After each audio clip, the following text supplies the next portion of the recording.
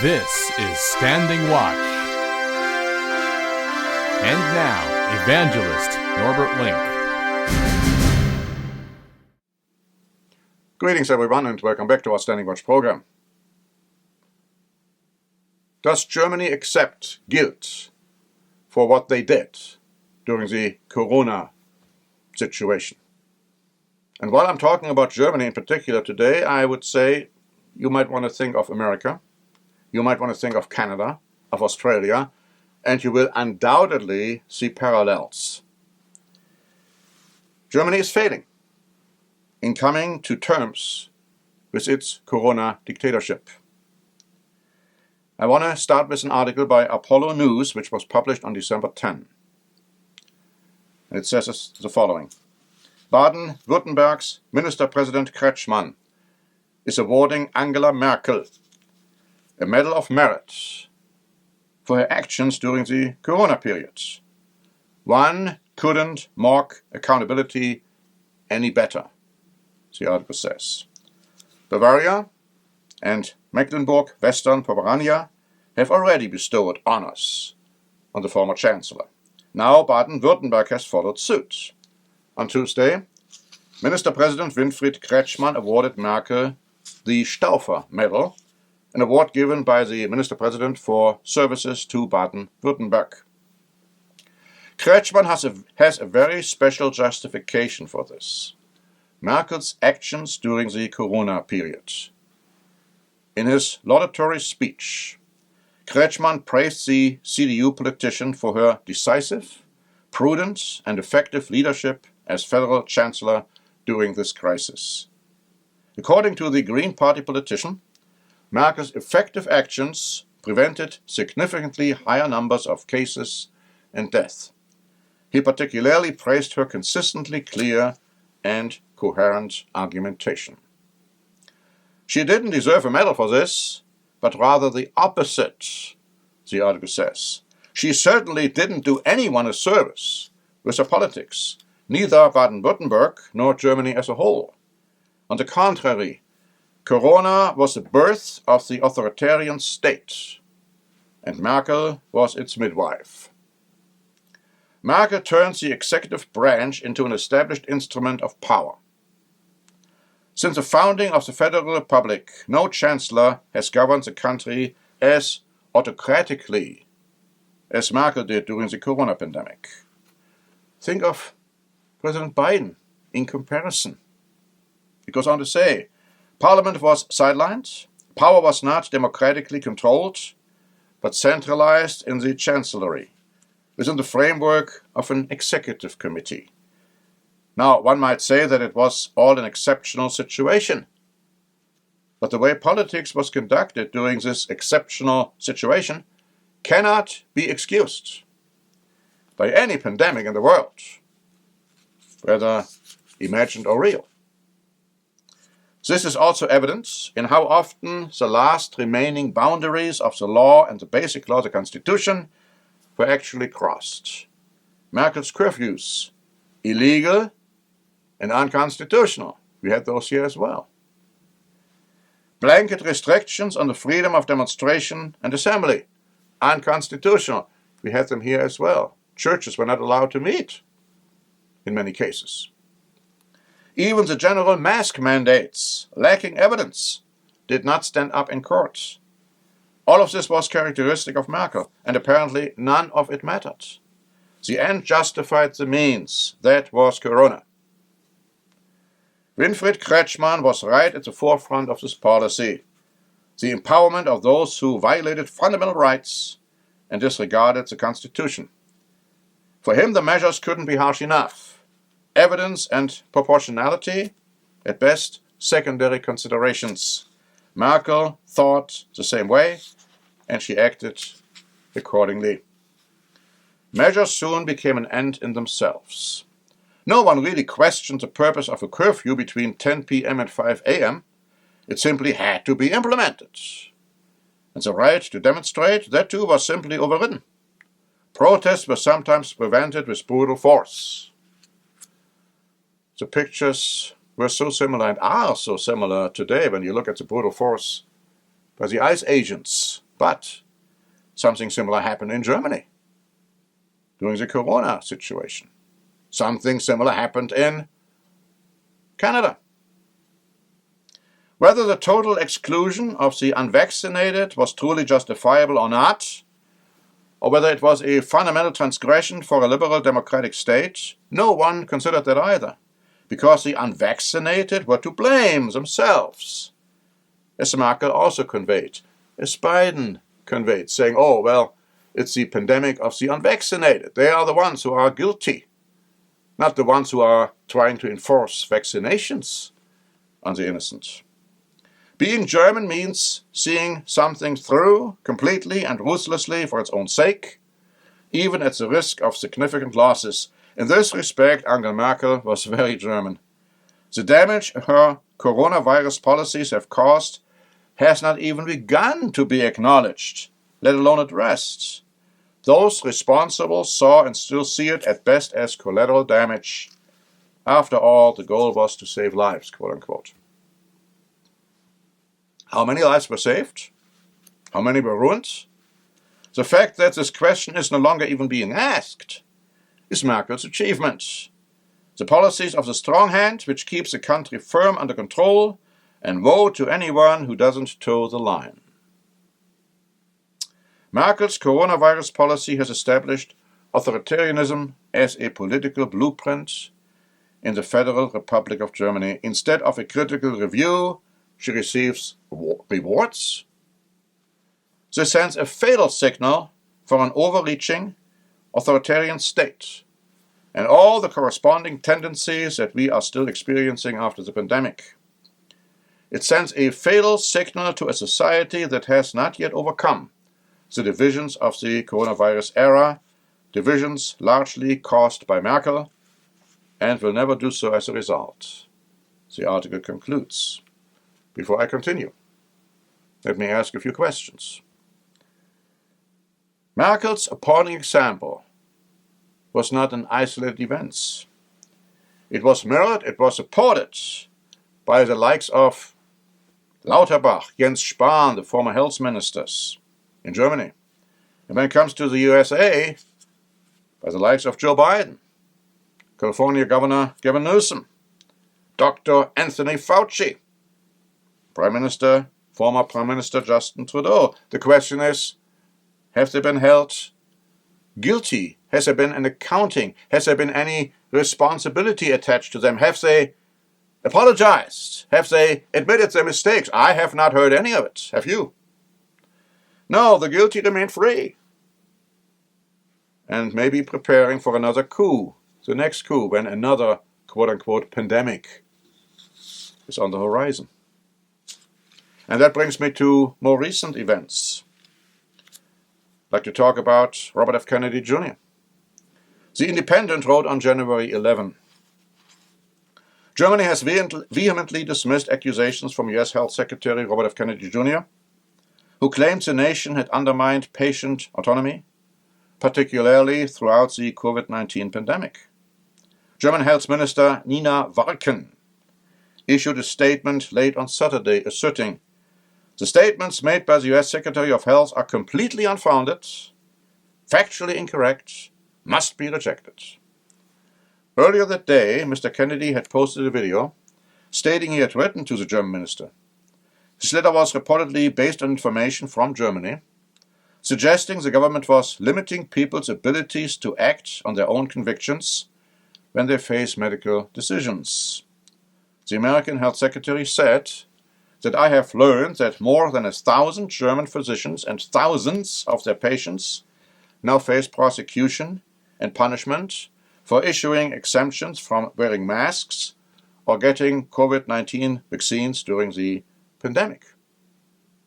And according to Deutsche Welle, dated January 11, Warken said that criminal prosecution took place only in cases of fraud and forgery of documents, such as the issuing of false vaccine certificates or exemption certificates for masks. Now, I'll come back to that in a moment, but let me just say at this point, there can be no doubt that the German government was pressuring people and at the same time violating their constitutional rights, thereby, to quote Kennedy again, limiting people's abilities to act on their own convictions when they face medical decisions. And so Report 24, an Austrian outlet, wrote this on January 12. U.S. Health Secretary Robert F. Kennedy Jr. has caused an international stir with a letter to his German counterpart, Nina Wagen. He accuses Germany of disregarding patient autonomy and politically persecuting doctors for dissenting opinions. Wagen sharply rejects the accusations, but in doing so, she is denying reality, the article says, because numerous doctors in Germany were legally prosecuted during the COVID-19 years. Kennedy believes that doctors in Germany are under pressure if they deviate from government guidelines, for example, regarding mask exemptions or vaccine recommendations. Germany must correct its course and restore the protection of the doctor-patient relationship, he wrote. Federal Health Minister Nina Wagen sharply rejected the accusations. She claimed there had never been a requirement for doctors to administer vaccinations. This can only be described as a blatant denial of reality, the article rightly points out. In fact, numerous criminal proceedings against medical professionals during the pandemic resulted in convictions. Over 1,000 cases involved only mask exemption certificates.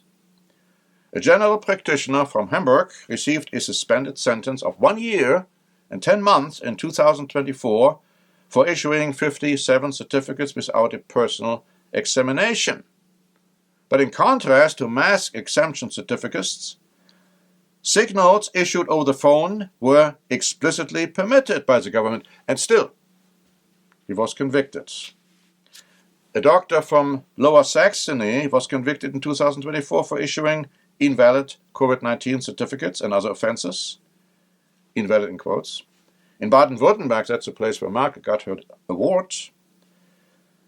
In Baden-Württemberg, courts convicted over 200 doctors by 2023, including 3 who received suspended sentences. A 67-year-old doctor was sentenced to 2 years and 10 months in prison for issuing the vaccination certificates necessary for daily life without forcibly vaccinating people with the mRNA substance. The courts punished doctors for, in the court's opinion, implementing the applicable corona regulations incorrectly, inadequately, or not at all. This confirms Kennedy's criticism. And who are those lawyers, who are those judges who make these decisions? The state abolished patient autonomy and the freedom of conscience of doctors and attempted to enforce its pandemic regulations through coercion. Regulations which, as we know, were based on pure arbitrariness. The fact that Ms. Wagen denies this can only be explained by cognitive dissonance or by an attempt to protect those involved at the time from prosecution. Prosecution for the harm inflicted on citizens by the pandemic regulations and mandatory vaccinations. And I'm asking the question, what happened to the United States of America? What happened to Canada, Australia, other places? Where are those prosecutions of the guilty? News added the following in its article on January 12. After U.S. Health Secretary Robert Kennedy demanded an end to the criminal prosecution of doctors in Germany for issuing exemptions from mask mandates or COVID-19 vaccinations, hardliners like Karl Lauterbach and Janusz Dahmen are up in arms.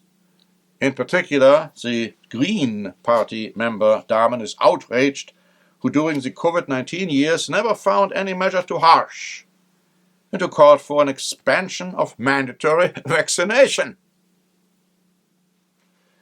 Former Health Minister Karl Lauterbach, SPD, who for years fueled pandemic panic by constantly warning of new variants of the virus and repeatedly making grim predictions about the deadly course of the infection, think of Dr. Fauci, spoke out on the platform X, Kennedy should take care of health problems in his own country, he said. Well, he's trying to. He was trying to do away with these ridiculous mandatory vaccinations for babies, for small children. But guess what? He's being opposed by doctors, by pharma, by politicians, by left-wing media, and by the likes like Gavin Newsom in California. Gavin Newsom, who had the most autocratic measures enacted at the time, while he himself didn't abide by them. The article goes on to say, there is concern because Kennedy is essentially right. Whether it's actually 1,000 doctors who have been prosecuted for not being in line, or fewer, or possibly even more, many more, cannot be determined because there is currently no comprehensive survey of ongoing or completed proceedings of this kind. The fact is, known court cases involve dozens of instances, often resulting in convictions with fines or suspended sentences, as well as professional bans. These cases are often based on the accusation of issuing medical certificates without a physical examination, which was considered incorrect. Again, I ask, who are those judges who make these decisions? What knowledge do they have about whether such a certificate was correct or incorrect? In addition, the article says, there were almost 270,000 violations of the mandatory vaccination requirement for healthcare facilities. Sounds familiar? Such as hospitals and nursing homes. In this respect, Watkins claimed that there were no professional bans is incorrect.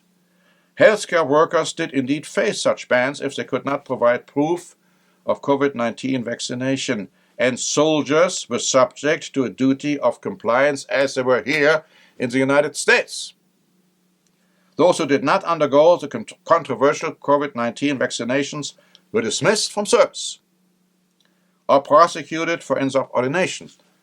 And of course, in the United States, they didn't get any pay either.